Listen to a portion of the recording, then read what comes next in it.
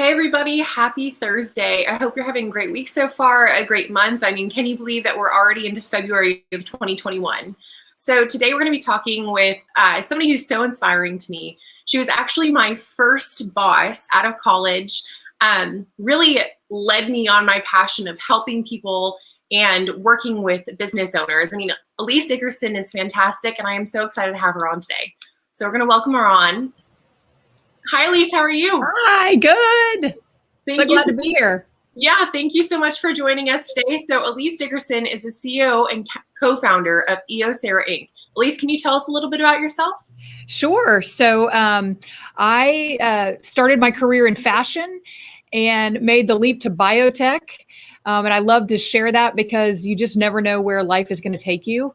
But I spent about 13 years in big pharma, traveling the world, learning the business. And then in 2015, started my own business with my co-founder, Joe Griffin, who I had worked with for the 13 years previous. And now we have a whole line of ear care products and we manufacture them and right here in Fort Worth, Texas. And we're just having a blast growing the company.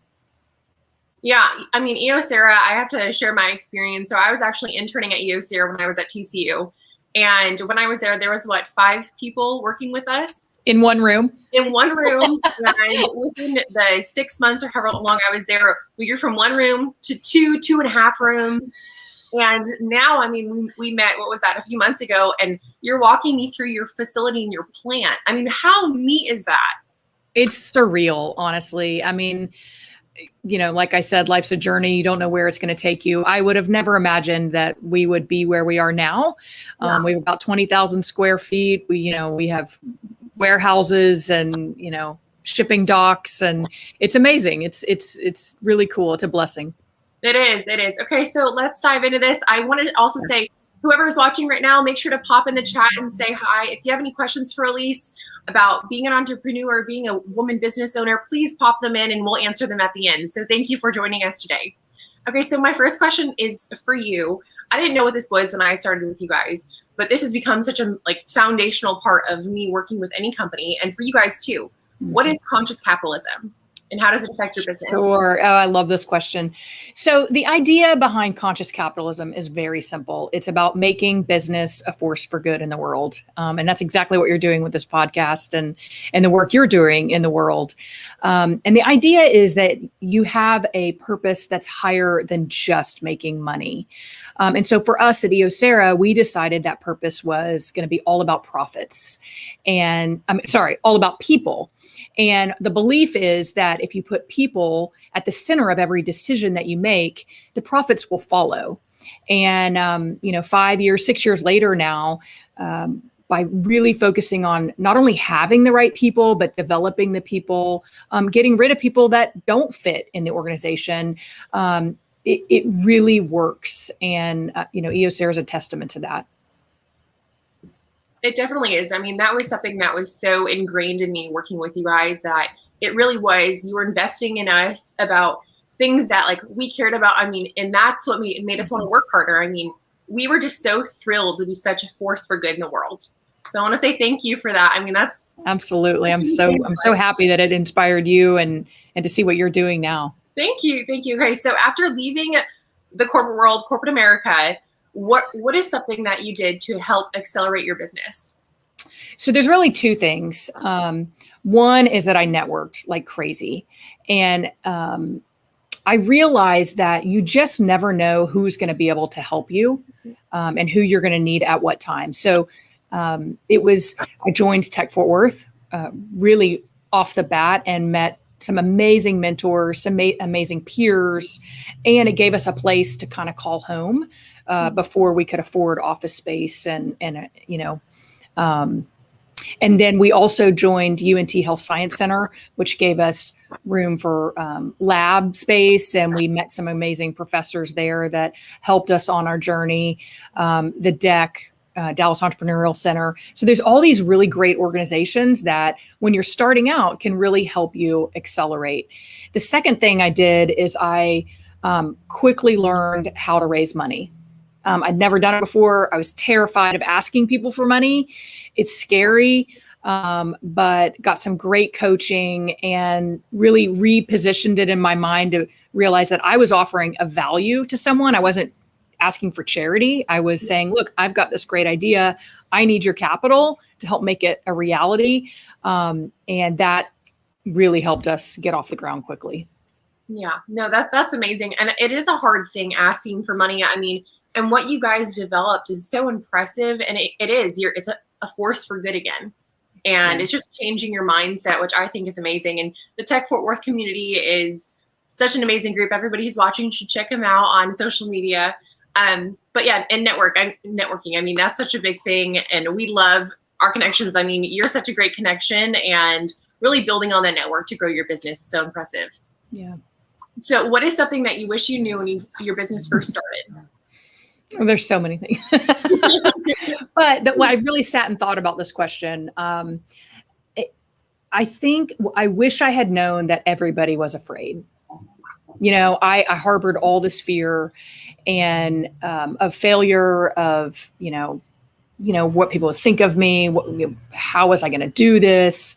And what I realized is that everybody has this fear, and the power is recognizing the fear, writing it down, and then figuring out how you're going to step through it. And so, yeah, I wish I had known that at the beginning. And so a thing that you've said before is step through your fear. Exactly. But you have to know what the fear is. And I think all of us internally hold things inside. We don't really give it enough thought to what's really holding us back. Yeah. And so whether it's failure or whether it's fear of asking for money, if you can recognize what it is and then find people to help you, step through it. And once that first step's the hardest, once you get through it, you're not afraid of it anymore. And that's very, very cool, and a different perspective shift. And I love that. So I want to ask on that. So when did you realize that, and how did that change your business moving forward? I realized I had fear day one. Yeah. I was afraid of leaving the comfort of a big job in the pharmaceutical industry, and what that meant for me and what people would think about me. And so there was that fear. And then this fear of, oh my gosh, I have no idea what I'm really doing. But I got a great idea, and I think I've got skills, and I think I know the right people to bring into the mix. So I recognized it really early.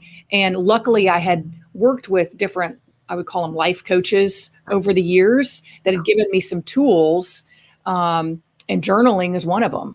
That, write down what you're feeling, what you're thinking, because then it becomes reality and it becomes something tangible that you can address. So that coaching really helped me early in the onset of the business. Yeah. And I mean, our last episode, we had talked to the doctor, and she said writing things down really helps make it real and changes your mindset. I mean, she said, take a marker and write on your mirror every morning 5 things that you're grateful for, and how that can shift your perspective and really move you forward through it. Okay. So yes. Can you share some tips that business owners can apply to their company today? Yeah. So first one, easy, ask for help. So many people don't ask for help. They think that either they're supposed to know it, or that they do know it. We are big on bouncing ideas off of whether it's mentors, whether it's peers out in the marketplace that are starting companies, people I used to work with. So ask for help. And what's so cool is people want to help, and most people want nothing in return. Yeah. And so, it requires you to give generously of yourself when you're able to, and then reap the rewards when you need help. And then hiring flexible experts. And so what we have found is in a startup environment, people need to know how to do a lot of different things, or they may not know how to do them, but they're going to figure them out. So just as the CEO, I'm constantly learning something new every day.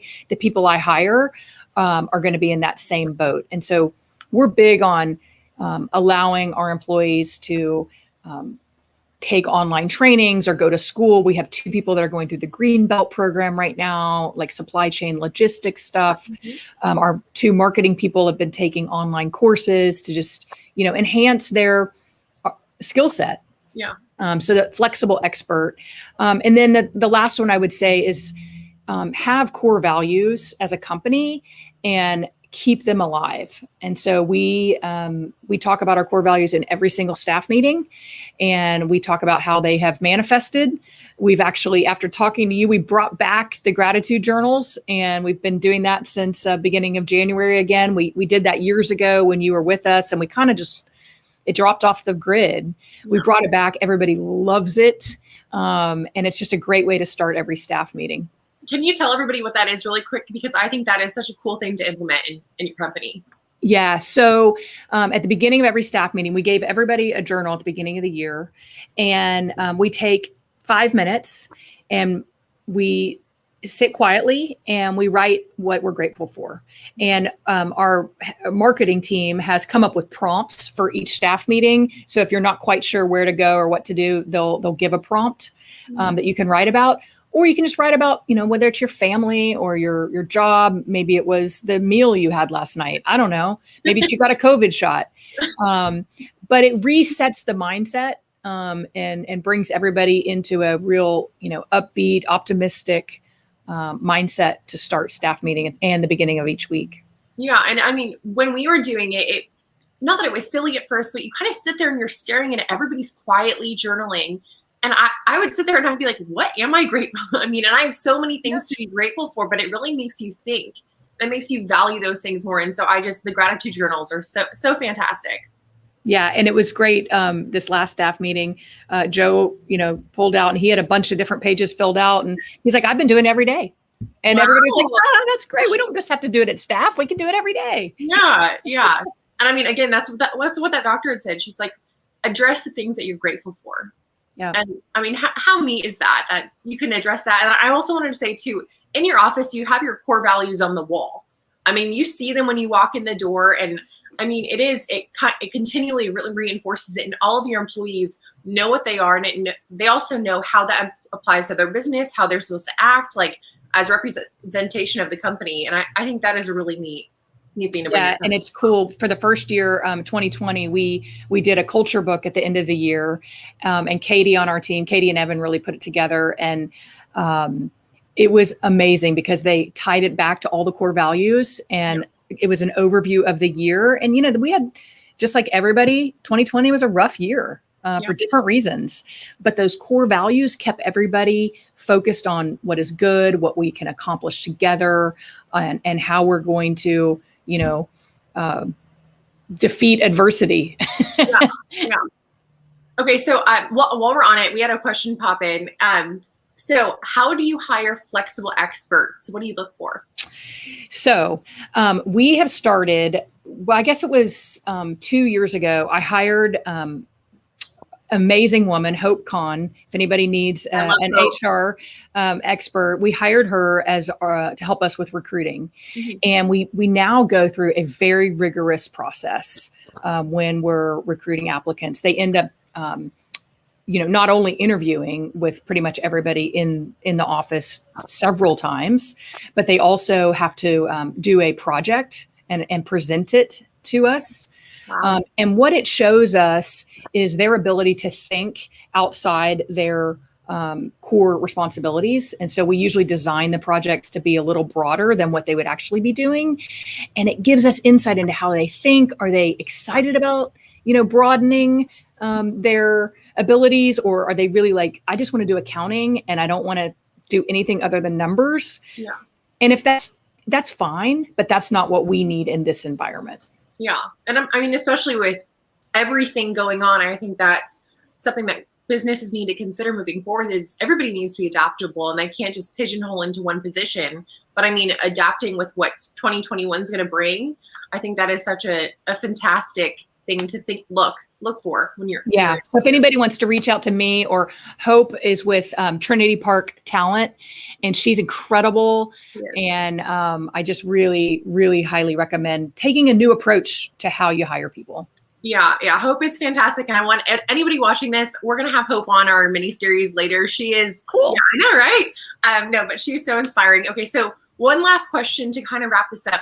So, as a female entrepreneur, female business owner, what advice do you have to give? What reflections do you want to offer? What's something that's really stuck with you?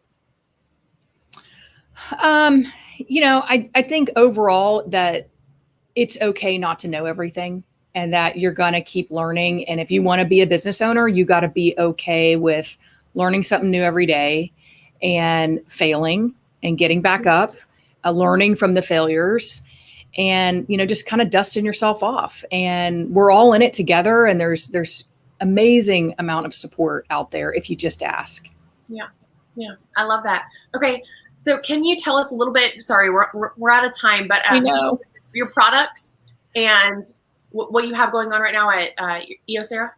Yeah. So we have a full line of ear care products. So for earwax impaction, if you have itching ears, if you have dirty AirPods or earbuds, we've got an earbud cleaning kit. So we really tried to address all ear care needs. And, our products are available on Amazon, on our website, earcaremd.com.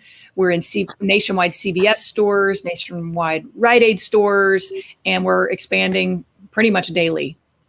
Which is amazing. I mean, such a fantastic company that has a good mission, and then on top of it, products that work.